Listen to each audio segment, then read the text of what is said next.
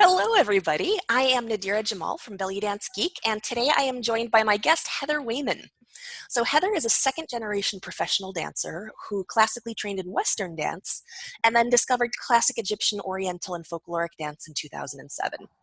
She's trained with dance masters from Egypt, Russia, and the United States, and placed and also won multiple competitions, including professional live music improvisation categories. Most recently, she won the first runner-up in the Belly Dance Off at Seattle's famed Teatro Zinzani theater dancing to live music chosen on the spot. And if you know anything about me, you know I'm all about improv, so I was super proud of her. She's captivated audiences from Okinawa, Japan to Dallas, Texas, and now runs her own dedicated home studio in Selah, Washington, where she trains intermediate students as well as teaching beginners in local commercial studios.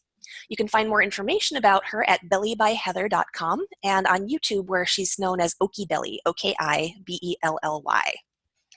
Welcome, Heather. Hi. All right. Now, the reason I'm inviting Heather today is that we have something interesting to announce, and that is that Heather is going to be joining us at Belly Dance Geek. So we're going to begin by having her assistant teach in our summer program, Rock the Routine. And she's also going to be doing some guest posting and helping us out with some of our other content, like our podcasts and articles. So I am so excited to have Heather here, in no small part because she's awesome, but also because Heather and I go way back. So if we go back to, what was it, like 2011? I can't believe it's been that It long. must have been 2011. She was my guinea pig in a 3-month improvisation intensive coaching program. So she was working a good 90 minutes every day for 3 months and made the most tremendous progress in improvisational dancing and has been dancing with live music ever since. So I love this lady. I love the way she thinks about the dance and about improv.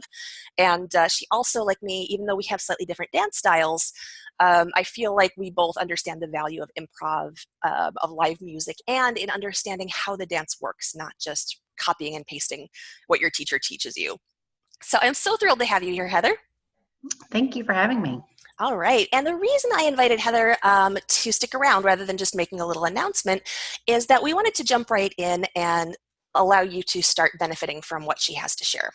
So as I mentioned, Heather is going to be assistant teaching during Rock the Routine this summer. And so she's agreed to help us out before we get started with some tips for how to get the most out of an online class. Heather, you've taken almost everything I've offered, which includes several online classes, and I know you've studied with a lot of other folks, not just in person, but also online. So, I can give you tips on taking online classes as the teacher, but it means a lot more from somebody with a lot of experience, both on the student end and on the teaching end. So Heather, what's your first tip for us? The first tip would be what I did was look at all of the assignments that came in at the beginning of the week so that I could plan whether or not I was going to be able to do one every day that it was scheduled for, or, if I had something, I was going to be out of the house on Thursday that week, I would double up on, one of the days or, something like that. So, and I think that it also really helped, me to kind of start digesting the subject matter at the beginning. I wasn't necessarily working with it all at the beginning like that. But I had a chance to kind of meditate on it and know that, be a little organic in there. So that helped too.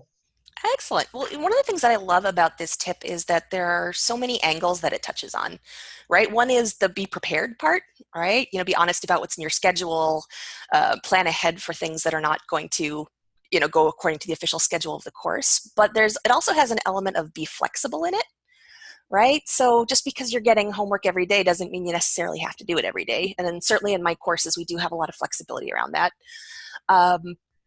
But also, those two things together, being prepared and being flexible, we don't associate them with each other, but I think together they really play into your success in learning. True. All right. Now, what was your next tip? Try not to overthink every little thing. Easier said than done. I am a huge overthinker.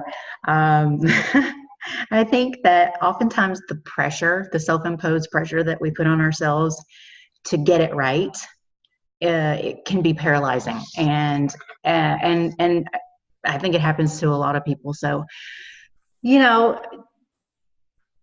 just don't overthink everything, for goodness sakes. Just look at what you've got to do. And, if it doesn't, most of the time, the first thing that comes to you is going to be what you need to run with anyway. And then you can expand out from that.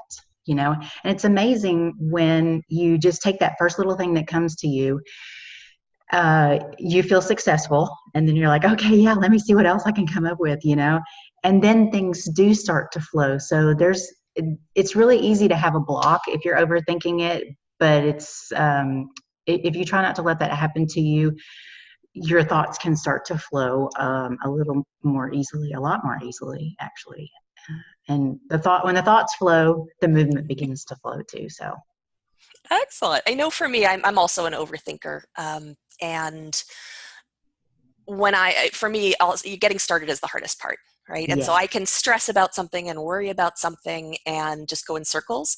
But if I actually get up and try it, sometimes my body has information, or I unlock something that doesn't happen when I'm sitting in a chair mulling over it or thinking about it 3 a.m. If you actually just get up and start, sometimes you just fix your own problems. And even if you don't, then you can get more information about where your uncertainty is, and that puts you in a place where you can ask questions that are going to be productive when you go to, say, Heather or me in the forum on Rock the Routine. You'll have a better question to ask if you actually give it a try first, and then you can be more specific about your challenges. Right. So true. Excellent. And your third tip, why don't you tell us about that one? The third tip that I have is to be kind to yourself in your learning. There's a lot of little things that you could associate with that. If you get behind, just start again where you left off. It's not rocket science. It's not brain surgery. No one's going to die if you miss a day or whatever, or even a week. Just start, because if you don't start, then you quit. And that's not, then you're not growing that way. If you get stuck, take a break and start again. Kind of feeds off of the first tip, the first sub tip there. Noodle, for goodness sakes, noodle. Don't hate the noodling. So I don't think most people listening to this know what noodling is unless they've seen the Improvisation Toolkit DVD. Can you tell us about that exercise? The noodling was something that, and I still struggle with it. It was something that I absolutely hated. It's when you just put on music and you just start moving in all sorts of directions and shapes and levels, and just, it's stupid, but it's so useful. Because things will come out when you're doing that crazy stuff that would not have come out, and then you can use those things in your dance. It's another way of helping to break the block that you might find yourself in. So, yeah, don't hate the Excellent. noodling. And since you brought that up, why don't I actually include a link in the episode notes for this video? I'll include a link to where folks can get just the noodling exercise for free on my website. Oh, nice. That'd be Excellent. awesome. All right. Well, thank you for these tips, Heather. These are really good ones. I think especially, so, everything is good, but I think the being kind to yourself part is the most important. I think that there are a lot of dancers like us who are really conscientious, right? We're in this dance because we love it, not just because we like to be pretty on stage. And we feel really strongly that it's important to be respectful of the dance and dance in integrity. And sometimes that turns into really destructive perfectionism, right? Where we beat ourselves up over everything that's not perfect instead of valuing everything that's worthwhile. And so everybody always has room to improve. That's always true. Even like the top dancers in the world have things that they can improve. But that doesn't mean that what you have to offer isn't good. And so it's much easier to get to that better place if you're nice to yourself along the way. Yeah, and if I could just add one more thing to that, Please. about perfection, there's no such thing as perfect. Trying to be perfect also creates paralysis. Mm-hmm. And what you need to do, and I learned this from you, and I'll paraphrase, just be good enough right now today, because tomorrow is another day. And Yep. you're your own best competition. Absolutely. And so thank you so much, Heather. Thanks for having me. So it has been great to introduce you to all my folks, and we are looking forward to hearing more from you. So as I mentioned, Heather will be sharing some more content on the Belly Dance Geek blog as part of our team.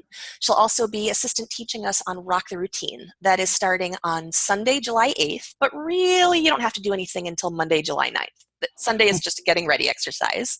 But we are closing registration on Sunday night at 8 o'clock Eastern time. So if you haven't already and you want to join us, please go ahead and do that. You can find that at bellydancegeek.com/rocktheroutine. And besides teaching you how to improvise to the classic 6-part routine, we are also going to be available to you in our Facebook group. So if you need Heather or me to tell you, stop beating yourself up and here's how to be nicer to yourself, that's one of the things we can help you out with. So I hope you'll join us this summer. And in the meantime, keep your eyes peeled for some more great content from both of us. Happy dancing!